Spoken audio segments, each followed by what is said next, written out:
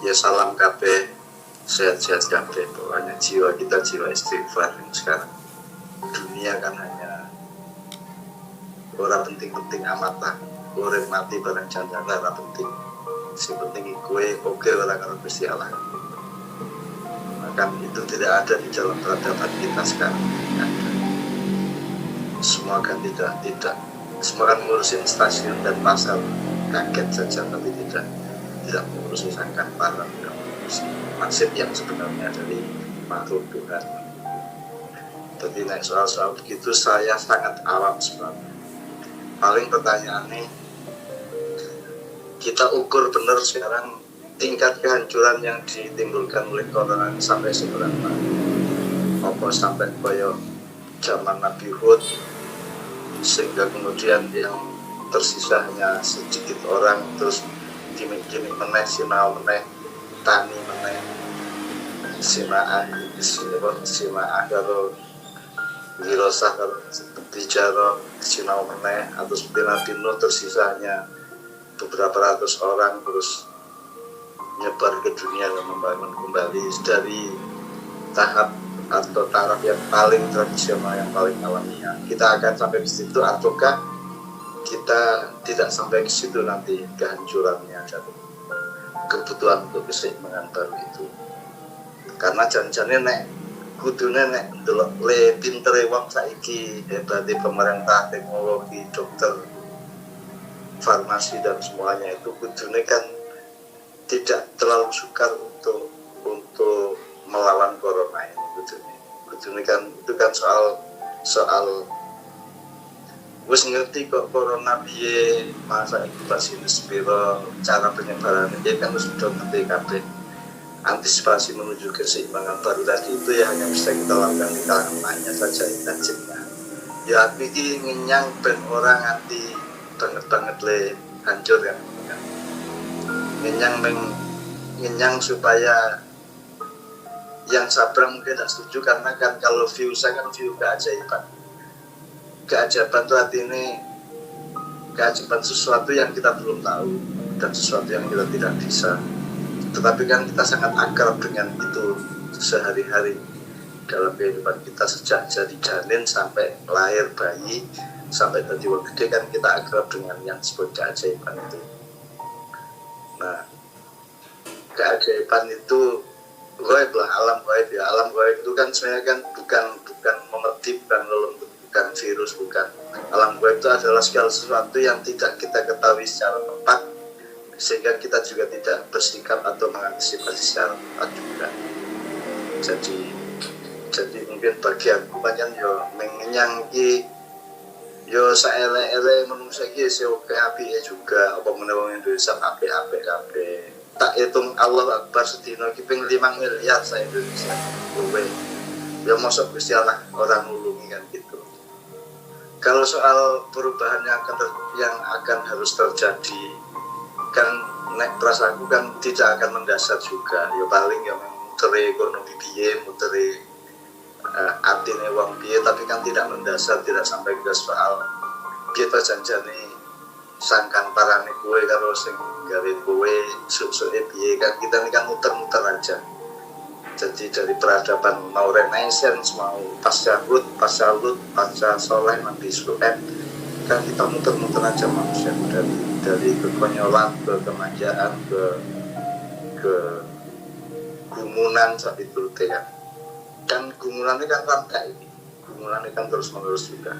Jadi kita tuh tidak berubah semuanya manusia, yang berubah adalah dia dipaksa untuk berputar secara berbeda, untuk berdialektika secara berbeda secara keduniaan, tapi di wilayah yang sejati, yang di wilayah yang memang Jawa jenenge sangkan parang lebih mau ya tidak akan ada perubahan apa-apa menurut saya.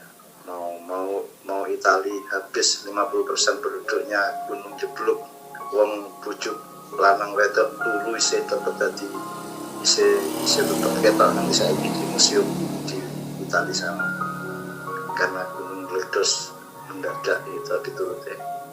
Nah, tak baleni soal bagianku, saya kira memang saya tidak terlalu memahami hubungannya wong dunia untuk dunia ini itu. Aku bagian ndelok kemungkinan iki sepira to iki lah nek adab Allah lah itu to iki menungso dhewe sing pancen sembrono kan gitu. Semua tulisan saya kan juga tidak populer dan tidak relevan terhadap urusan corona sebenarnya.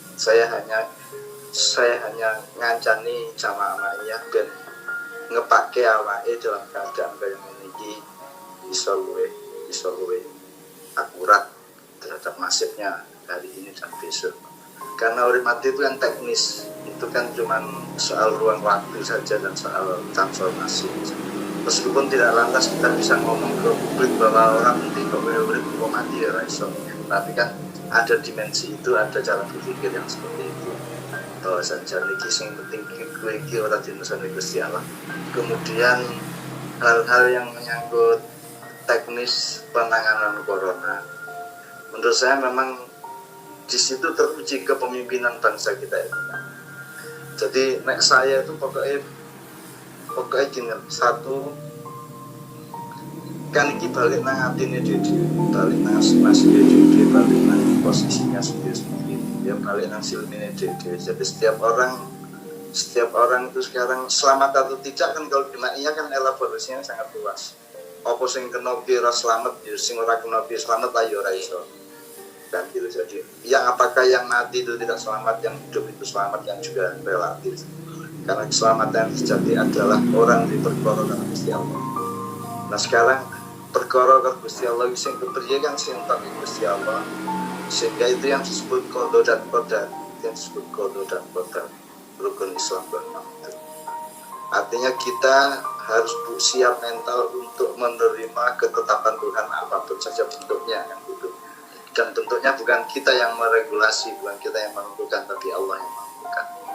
Nah, kalau kita kembali ke situ, mudah-mudahan terus Gusti Allah jadi sayang dengan kita punya sikap pasrah seperti itu. Mudah-mudahan itu menghasilkan rasa ora tegone Gusti Allah ngawai dhewe, dan karena kita juga masih ditugasi macam-macam dalam waktu yang mungkin cukup panjang setelah sekarang ini, sehingga mudah-mudahan Tuhan tetap memberi tugas kepada kita, bukan tetap tidak membunuh kita atau tidak mematikan kita, tapi mudah-mudahan kita tetap dipercaya untuk bertugas. Semua teman-teman Ma'iyah di tempatnya masing-masing oleh Tuhan masih diberi kontrak untuk melanjutkan perjuangannya. Salah satu efeknya adalah gue tetap urip kan itu, aku tetap urip kan.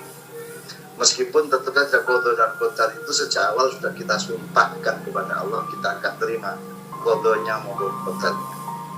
Qada itu artinya adalah hukum timbal balik dari perilaku kita di hadapan Tuhan, terus Gusti Allah gawe vonis apa kan manut. Kalau qadar itu kan terserah Tuhan arep nguripke sapa mateni sapa kan terserah dia, itu namanya qadar.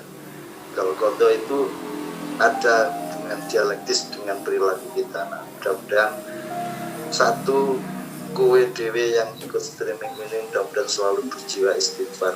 Nomor 2, teman-teman jamaah Ma'iyah juga mudah-mudahan merupakan faktor yang menjadikan Allah menyelamatkan seluruh bangsa Indonesia.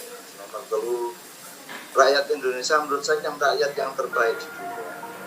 Dalam keadaan koyo ngopo wae mereka itu daya survivalnya luar biasa tinggi.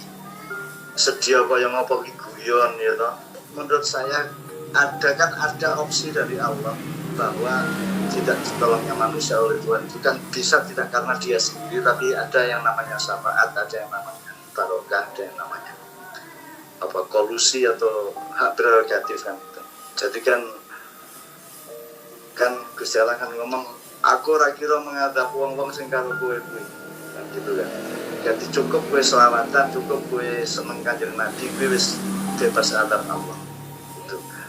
Bebas adab Allah tidak sama dengan tidak mati loh ya. Itu artinya kita selamat dalam kehidupan yang abadi nanti. Yang orang tidak percaya kan ya.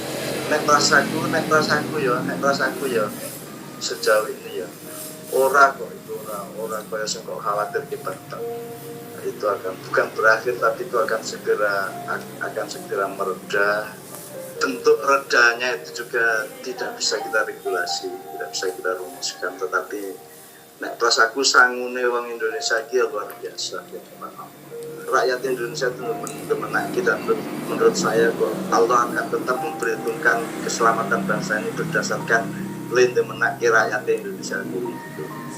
Tolong teman-teman tiap malam selalu sholat malam dan selalu minta kepada Allah. Jadi istighfar sangat kesuwen astagfirullahaladzim, astagfirullah terbaik, astagfirullah. Terus ya dia mungkin jalan petunjuk dan selalu niteni ngimpimu apa